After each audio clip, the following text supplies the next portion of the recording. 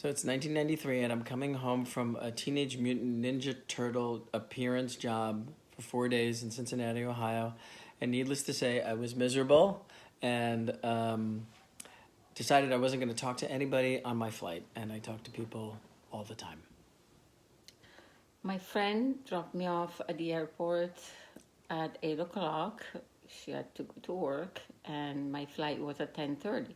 When I dropped off my suitcase, they said, "Oh, there's an 8:30 flight. Can I make it? Go online." And I made the train and the flight. So I was curious to see who I was not going to talk to. And I thought she was an attractive French woman.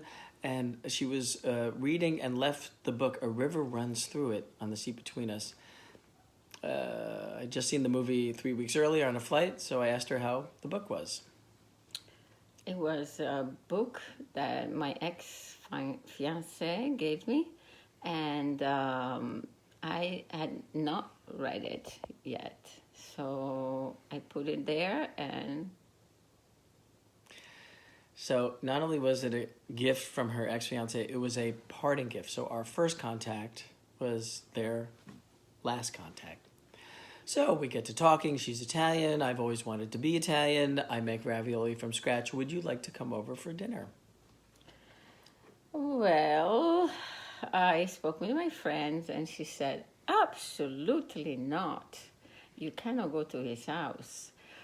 Go out for dinner." And I had spent hours cleaning out all of the leather restraints and whips from my closet, as I'm getting need right now.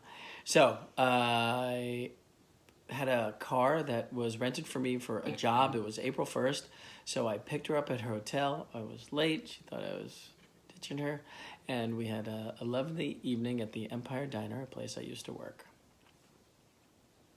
When we left, it started pouring. So he asked me, "Where do you want to go?" And I said, "Let's go to the Brooklyn Bridge," because we have gums in Italy that says the Brooklyn Bridge. At the first traffic light, I asked if I could kiss her, and she said, "Why?" And I answered her. And the next traffic light, I was smart enough to just kiss her. And we made it to Lover's Lane in Brooklyn Heights after going over the Brooklyn Bridge. There was some more making out. There was some, what I thought, heavy interest, but apparently she was thinking about her ex-fiancé. So after that, he took me home and at the hotel. And after an hour, I called him and I said, "Are you willing to see me tomorrow before my flight?" Willing, of course. So I was excited and thrilled for the call. She had wanted to see the outside of my apartment, and thank God she didn't go for the inside because who knows what would have happened.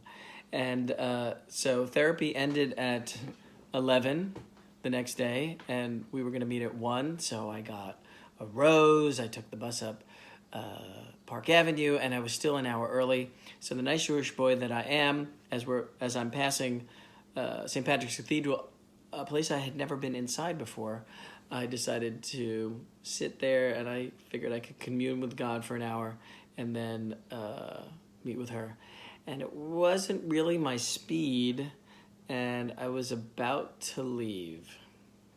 So I went to my agent in the morning, and on the way back, I crossed Fifth Avenue in front of St. Patrick Cathedral, and I've never been there. So I went inside. There was homily, and I waited for 10 minutes, and then on my way out, the host was up, and I'm Catholic, so I decided to wait. And at the same time, I felt like I needed to turn, and there's Adam with the rose.